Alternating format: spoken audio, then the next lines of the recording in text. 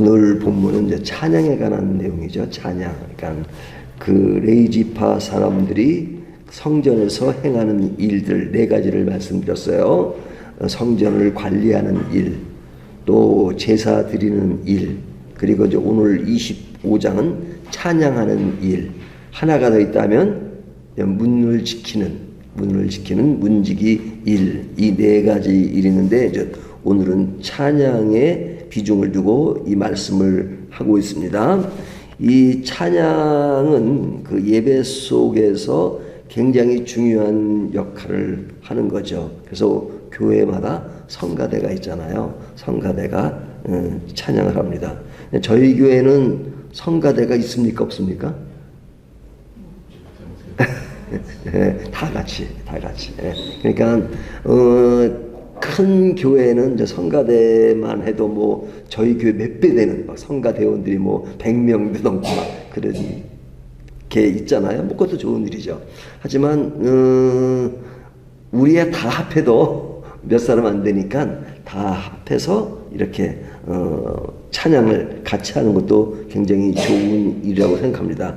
물론 전 성가대의 어떤 외형적인 뭐 숫자가 어떠냐 하는 것도 필요하지만 실제로 찬양이 의미하는 그 본질적 의미가 뭐냐 하는 것들을 먼저 생각하는 것이 중요하죠. 먼저 외형적으로 나타나는 그 성가대의 조직을 보면 그 핵심 인물이 있었습니다. 그 사람을 오늘 보면은 세 사람을 이야기하는데요. 아삽이라고 하는 사람이죠. 아삽. 그리고 헤만, 그리고 여두둔, 요 세 사람을 이야기합니다. 그래서 이 세 사람의 그 이름 중에서 제일 익숙한 이름이 아삽이죠.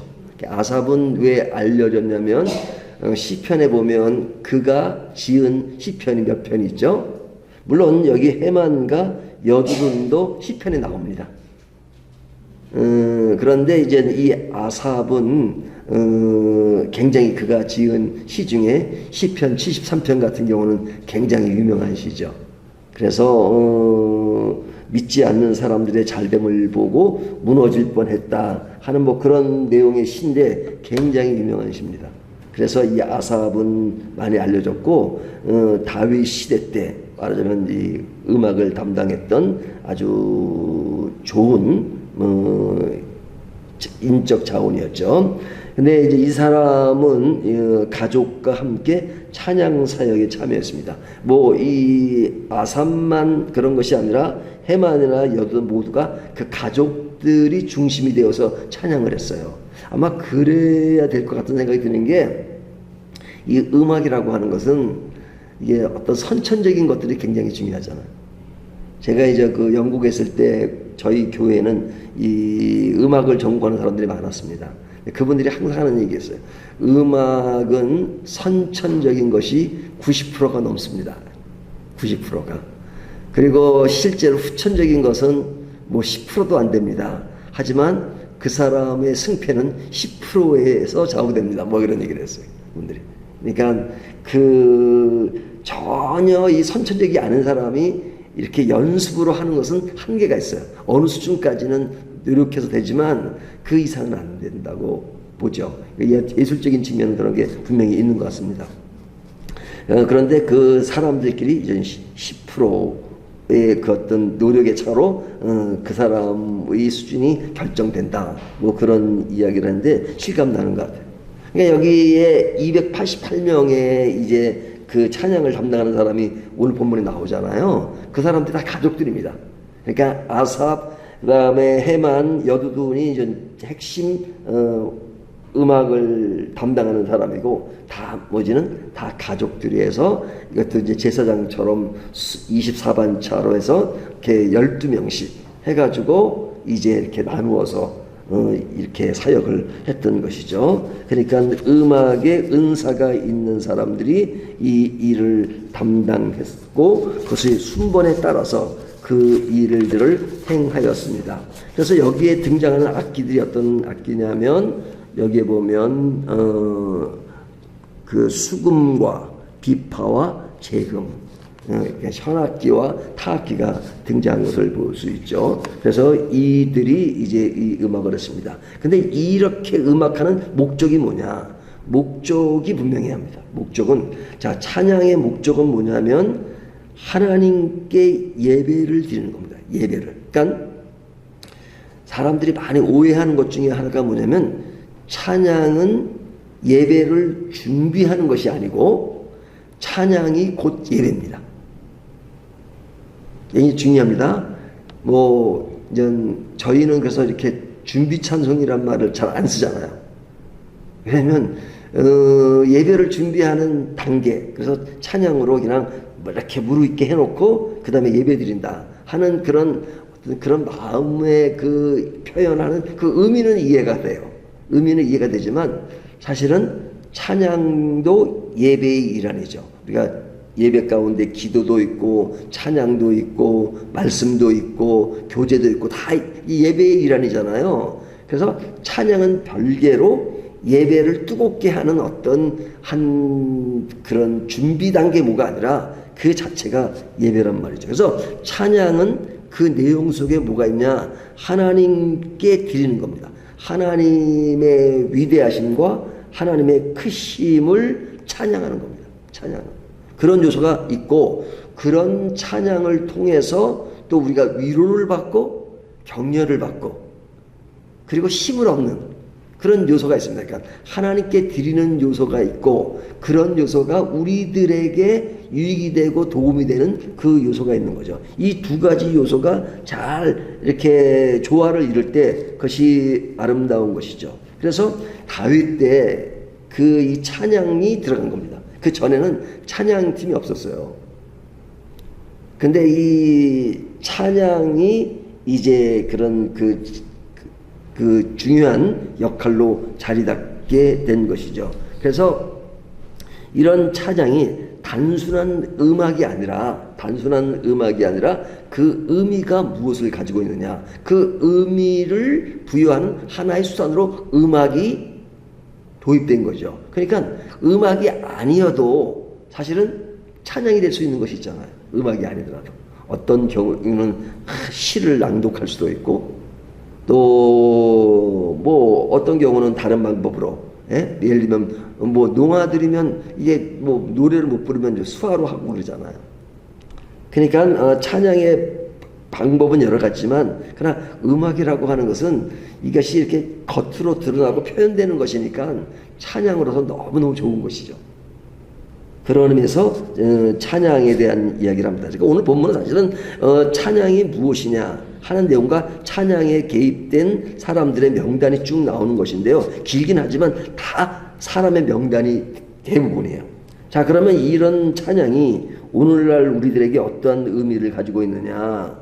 이것은 공평한 조직 속에서 그 일들을 이렇게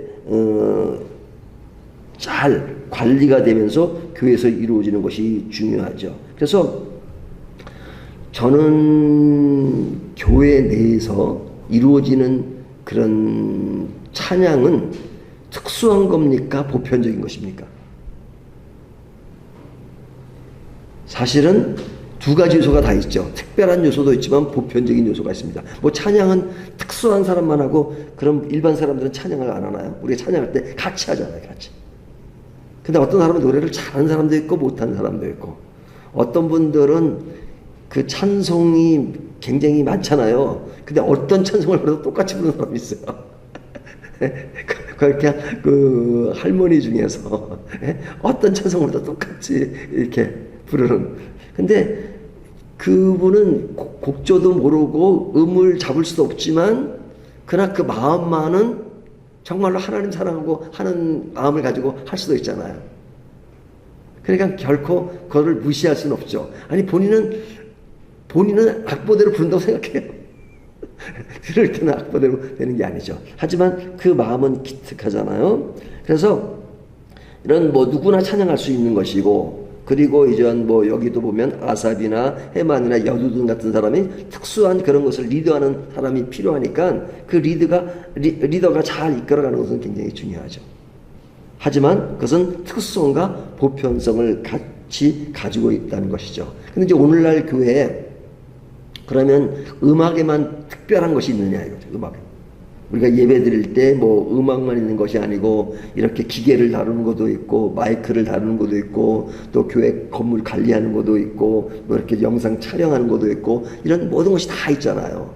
그러면 이런 모든 것들은 다 어떤 나름대로의 어떤 은사를 가지고 그것을 활용하는 겁니다. 그럼 그 은사에 대한 것들은 다 필요해요. 어느 영역이든지. 근데 음악에만 이렇게 특수성을 강조하는 경우가 있죠. 그래서 저는 옛날부터 그런 게 불만이었어요. 교회 보면 사례하잖아요. 우리가 교회에 사례하잖아요. 그러면 사례비가 나가는 것은 목사는 담임을 하고 그 일에 전적으로 일을 하는 것이니까 뭐 사례를 나가죠. 하지만 다른 봉사자들 사례 나가는 것은 거의 없습니다. 하지만 뭐 성가 지휘자나 반주자나 이런 경우는 사례를 거의 해요. 거의 해요. 그리고 그런 사람들을 또 찾습니다. 근데 뭐 큰 교회는 뭐 여러 가지 재정도 넉넉하고 그러니까 그럴런지 모르지만 저는 그렇다 하더라도 큰 교회면 큰 교회일수록 그런 인적 자원이 더 많아요. 많아서 그런 분들이 얼마나 그걸 잘하는 사람들이 많겠습니까? 그러니까 저의 기본적인 목회 철학은 뭐냐면 교회는 사례하는 그 기준은 저는 그 사람이 풀타임으로 일을 하느냐 안 하느냐예요. 풀타임으로. 그러니까 풀타임으로 그 일이 하면 꼭 그 뭐 찬양사역자가 아니고 다른이라도 그 사람이 뭐 사찰 집사님들 뭐 풀타임으로 일을 하니까 당연히 사례를 줘야죠. 또 하나의 경우는 뭐냐면 교회가 어려운 사람들을 도와야 되는 겁니다. 어려운 사람들을. 그러니까 교회는 나오는데 너무너무 생활이 어려워요. 그러면 교회가 그런 사람에게 특별하게 우리가 이분들한테는 좀 더 지원을 좀 하자 해서 그분들에게 사례를 줄 수가 있죠. 꼭 목회자가 아니더라도. 근데 그런 원칙이 사실 특수한 층으로만 몰려있는 것이 있지요. 그것이 음악하는 경우가 그렇습니다. 그래서 사실은 뭐 교회의 어떤 그 음악을 하기 위해서 어떤 특별한 사람을 부르면 뭐 잘할 수 있겠죠. 하지만 교회가 기본적으로는 교인들이 가지고 있는 은사들을 서로 나누는 겁니다. 나누는 것 때문에 교회 안에서 해결하려고 노력해야죠. 근데 그것보다는 돈만 주면 데려오니까 된다는 어떤 그런 사고는 원래 교회가 지향하는 근본적인 생각과는 사실은 거리가 먼 것입니다. 많이 상업화된 그런 측면이죠. 그러니까 저희 교회 이게 반주자가 없잖아요. 그러면 반주자 뭐 금방이라도 뭐 사례 조금 주면 얼마든지 올 수 있습니다. 하지만 그렇게 하지 않잖아요. 그렇게 하지 않는 이유는 뭐 교회 재정도 생각하지만 그거보다 더 큰 것은 교회 안에 있는 멤버들이 은사를 나눠서 하는 것이 중요하다. 그런 생각 때문에 그걸 지키는 겁니다. 그것이 이제 오늘날 교회에서의 어떤 그런 원칙. 그래서 저는 이게 말씀을 전하면서 가끔 이렇게 우리가 목회 방향이나 목회 철학을 이렇게 간접적으로 드러내는 이유가 뭐냐면 이게 너무 인위적이지 말고 일단 말씀에 입각해서 해야 돼. 그런 효율적인 것들은 목숨을 걸어야 되는 부분도 있고 목숨을 걸지 않아야 되는 부분도 있는데 사실은 목숨을 걸어야 되는 부분은 절대 목숨을 걸어야죠. 그것은 뭐냐면 진리의 문제, 절대 타협해서는 안 되는 문제. 하지만 그런 문제가 아니면 뭐 그냥 그 우리가 좀 원활하게 하고 그리고 그 안에서 이루어지는 그 일들, 해결하는 일들 그런 것이 굉장히 중요하죠. 그런 목회 철학이 잘 반영돼야 교회 자체가 건강한 겁니다. 건강. 그러니까 교회가 저는 크든 작든 중요하다고 생각하잖아요. 교회가 커도 순수성을 유지한다면 괜찮아요. 하지만 교회가 크면 순수성을 유지하기가 쉽지가 않아져요. 근데 우리가 작은 교회일수록 순수성을 유지하는데 유리한 조건은 많죠.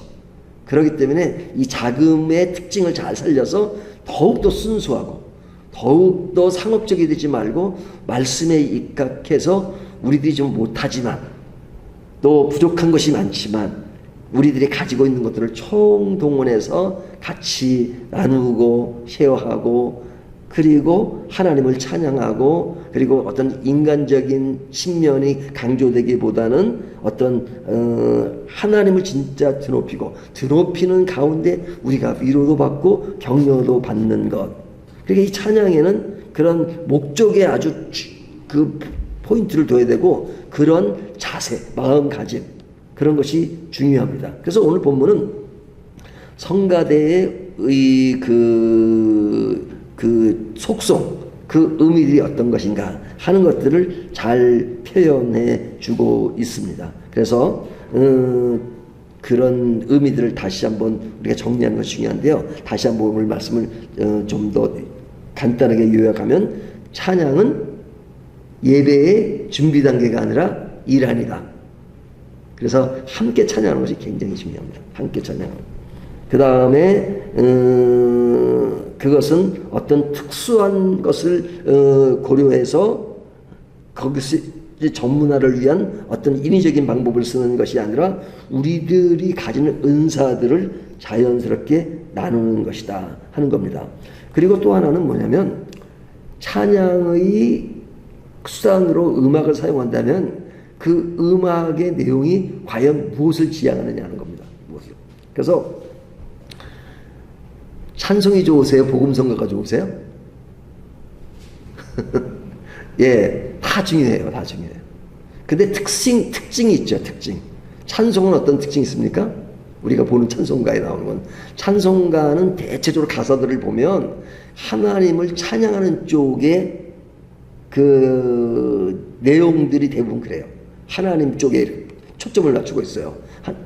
그런데 복음성가는 어느 쪽이에요? 하나님 쪽보다는 사람 쪽이 많아요. 그러니까 하나님을 통해서 공급받는 은혜, 또 위로, 격려, 대부분의 가사가 복음성가는 하나님으로부터 받아야 되는 그런 우리들에게 오는 그 위안에 대한 가사가 대부분이에요.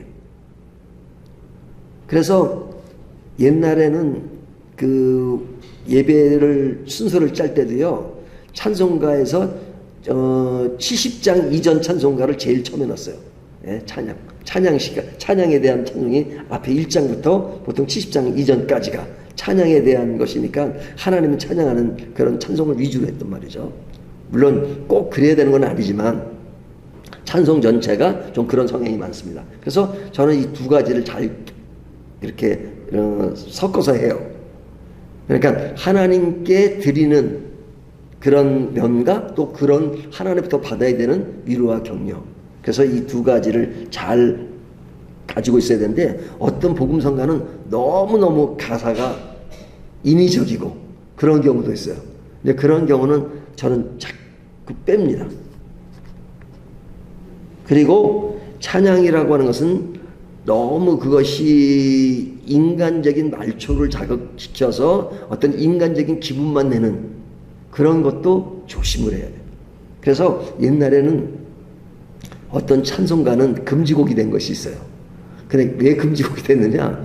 너무너무 멜로디가 좋고 그리고 그 멜로디에 빠져가지고 그 멜로디만 내 그 감정을 지배하지 하나님이 절대 생각이 안 나요. 너무 음색이 좋아서. 물론 극단적이긴 하지만 그만큼 우리의 찬양의 목적이 어디를 향해 있는가?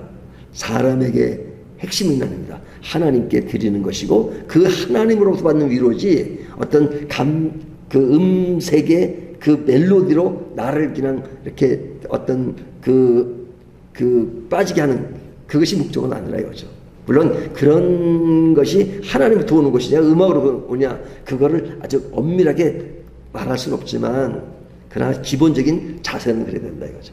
기본적인 자세.